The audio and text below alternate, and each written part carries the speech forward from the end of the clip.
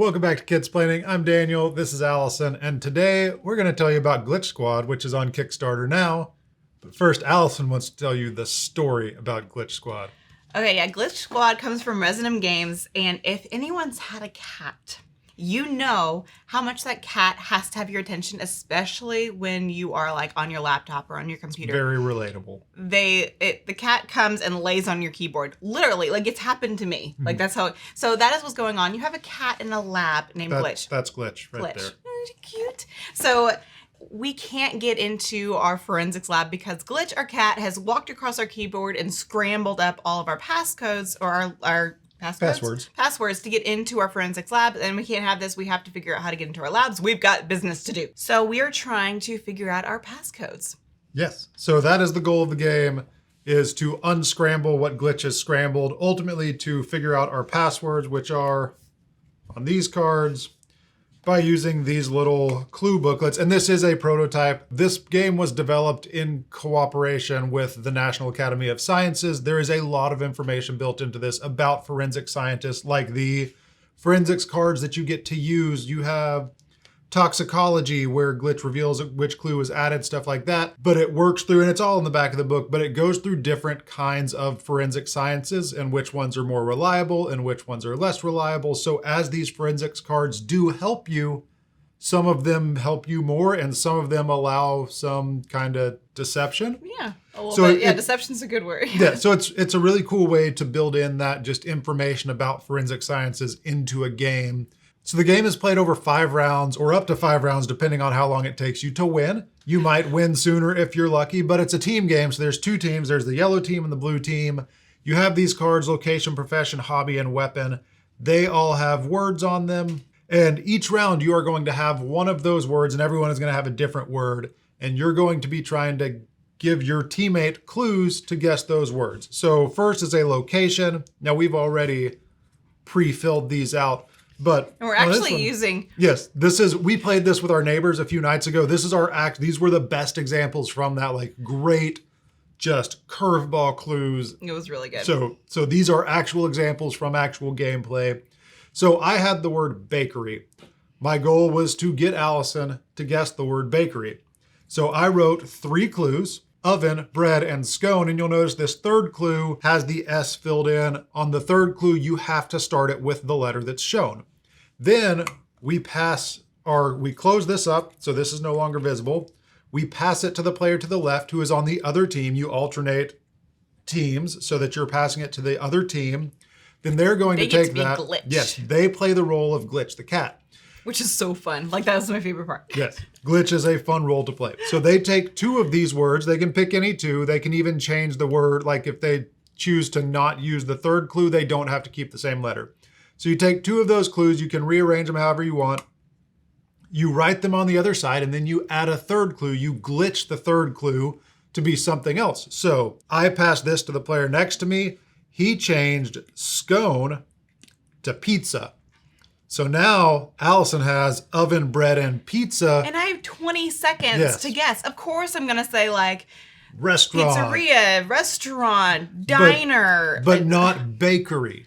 So yeah, so you have 20 seconds and you can just throw out words as fast as you want until your teammate hopefully says, yes, that was the right word. 20 seconds is 20 seconds way faster. goes by really fast when you're trying to analyze. Because we're done. Yeah. So I didn't get it. And so we flipped over forensics, and I was lucky to be able to have that. I can't remember which of the forensics it was. It was one where Glitch tells you which clue was... which clue he replaced. No, which clue was removed. So that was forensic genotyping, a very reliable type of forensics, where Glitch tells you which clue was removed. So she was told that scone was removed. Well, oven, bread, and scone, that's easy to guess bakery. Well, but I didn't know which one he replaced, though. But because he could have replaced bread with, I don't know. But it would make sense, oven, bread, and scone to be bakery, which I was able to guess it. So if you guess your word right, if Allison had in that first 20 seconds guessed bakery, she gets to reveal, and you don't look at the clear side. Everyone has a card full of passwords that is in this little sleeve. And they're all different. Yes. So then you reveal 1 letter from the card. That's revealing a letter of your password. And then you get to, at the end of the round, everyone gets to guess their password and the person next to them looks at the back so they can check a person on the other team. Right. Yes. If you glitch the other person's clue and they don't get it, then you as glitch on the other team get to reveal a letter. Mm-hmm. And then at the end of the round, you get to use, if you don't guess it, you get to use the forensics card and give one more guess, not a bunch more guesses. You have to think about it and pick one word. If you get it on that, then you get to reveal a letter. So, so I was able to do because I guessed bakery. Yes. So you go around and that's the process. Everyone guesses their words. Everyone glitches or everyone writes their clues. Everyone's clues get glitched, and then everyone gets a chance to spend 20 seconds trying to guess their word and then revealing letters on their passwords, hopefully. Now, if you notice, these are all numbered, including the words that we do. These are all numbered. At the beginning of the game, you roll a dice, and everyone's going for that number. So I think 4 was the last game we played. So we were all going for the number 4 number on all the locations and as well as all of our passwords. Yeah, so it's not, you can't choose everyone, it kind of guides you through. There's a bunch of different options, but everyone is working off of the same stuff, so there's no confusion as to what you're going for. Yeah, sorry to walk over you. Yeah, so this is just a prototype, so there's going to be more of these cards, but still, even with what we have, the replayability is still really high because we do have all these cards and because you're only going for one number and one password. And if, let's say I guess my password correctly, now anytime I would reveal a letter, I can reveal a teammate's letter. Yeah, he could reveal mine, and then so we'll be able to. I will be able to guess that if he was able to get it. So that's the game. Once one team has fully guessed all of their passwords, that team wins. I have to share this one though because it was so epic. Yes. Okay, I had painter as my hobby. So I wrote, because I was trying to get Daniel, I wrote brush canvas. It took me forever to figure out an S word for painter. I was like, the pre-filled letter is super annoying. Sometimes but it's a great element. Sometimes it helps prompt me for a great word. Like for boomerang, it was S, and I did stick. I did comeback stick, and that was awesome. I was so proud of that one, and I wouldn't have thought of stick if I didn't have it. But this one, S, really stumped me. So I finally came for scraper. I was like, I don't know. And so I passed it to the glitch, and she erased canvas and wrote teeth. Yep. Brush, teeth, scraper although it was for a hobby, but still. No, it was profession. Was it profession? Okay, yeah, that's what it was. It was profession. So obviously you're going to think dentist. Yeah, so I get this and I think, that's really obvious. Dentist. It's like, no. But yeah. I looked, as soon as he flipped that over and said what those were, I looked at her and I was like, that was genius. Like, playing glitch in this game is so fun. Like, I love the guessing and that type of thing, but the fact that I get to be glitch between every single round, I don't have to wait my turn to be glitch, because being glitch is so fun. Yeah. Strategically, if you can find another word to lead the person to, versus just writing like, okay, we'll erase scraper and just write like elephant. Like that's, which... Like darts was the elephant hobby. Might actually be good. That's zookeeper. That might be good. It surprised me. Yeah, honest thoughts on the game. It surprised me. I did not expect to have as much fun as I did as a party game, but I probably would love just playing it as a couples 2-player or 4-player game, as 2 teams against 2. It was really fun to just have that back and forth. I prefer it as a 4-player. Yeah, I think it was really fun as 4-player. That's all we've played it at. Now, when we got it, because there's so few of these cards and we knew we needed to play it to give it a fair shot, I didn't want to look through a bunch of these cards. So I just looked at a location card, and the example, I think, in the book is pharmacy. Yeah. So I looked at that and thought, okay, there's like, surely that's not that hard to guess with, medicine store lab coat or something. Pills, like something, You're thinking location. Where do you get location? Maybe hospital? I don't know. But I was kind of skeptical at the ability to make this difficult. The complexity. To make it complex and not just have everyone guess it. But then we played. There's so many words. That 20 seconds is so short. Like, it really is. It's such a short time because your brain freezes up, especially when you get like brush, teeth, and scraper, and you're like, oh, obviously dentist. And then you can't get away from it. Then you can't get away from it. And then your partner is just staring at you blankly because they're not allowed to give you any feedback. And you're like, oh, it's not dentist. So now I need to, and you don't know which one was replaced. So it's, okay, was scraper replaced with like it?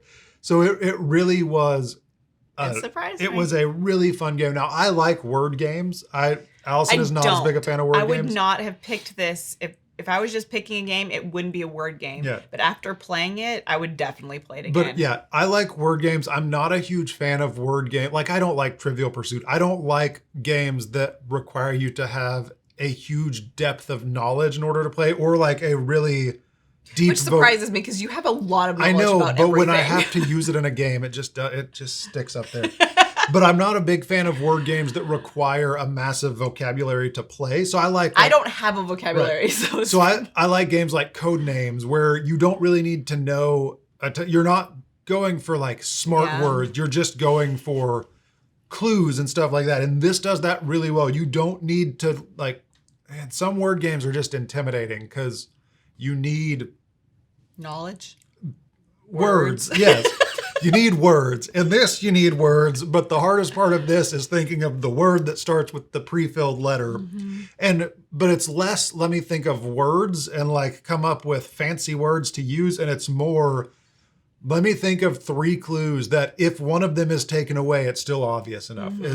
It's that kind of game versus a really vocabulary heavy game. Yeah, which I really liked. So accessibility wise, I think it has a much wider reach than like a Trivial Pursuit or something. They're wanting it to be 8 and up, which is fine, but I will say it would be harder to play with our boys. Peyton's just turning 9 this next week. Yep. And Jared is 12. Jared, I think that would be fine, but I think it would be a little bit, at least maybe because you do longer. need to. More because you need to know what the professions are and that type of thing. You need to know what a geologist is, or a he probably knows that, words to describe them. Right, and how to describe them. So it is a little bit more complex as far as like knowing all the things and how to direct the player. So I prefer playing with adults. I think it's a great adult party game. But yeah, this is party games in general tend to be better with groups of similar ages. That's true. Especially with this, where you are trying to like get everyone on the same wavelength. Yeah. And they seem to work better with one age group or one maturity level. Just because of that. Yeah. The theme fits really well, and I'm so endeared to the theme because I've always had cats, and it's just like, oh, this is so relatable. Yeah. It can happen. It's a great theme. It's fun. Like with like so we talked about the different types of things, like types of forensics cards. So like polygraph. Polygraphs are notoriously Let me try that again. Polygraphs are notoriously unreliable. So the polygraph forensics card says Glitch tells you which clue they added, but they can lie.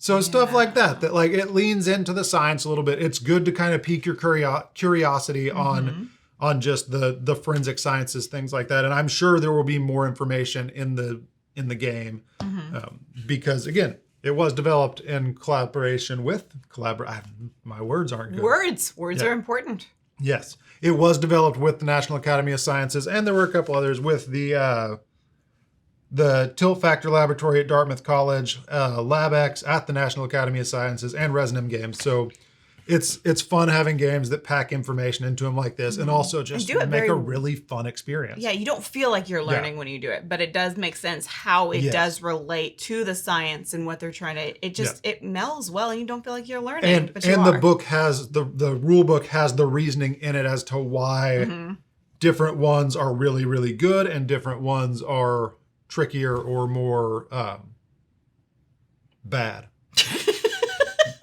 Again. Words. You need some coffee. I do need some coffee.